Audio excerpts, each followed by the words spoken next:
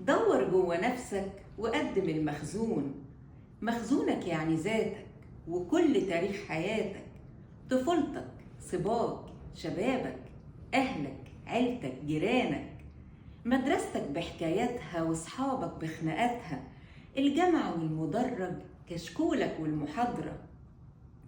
البنت الحلوة جنبك لو غايبة في يوم بتزعل، ويا هناك لو مرة حاضرة.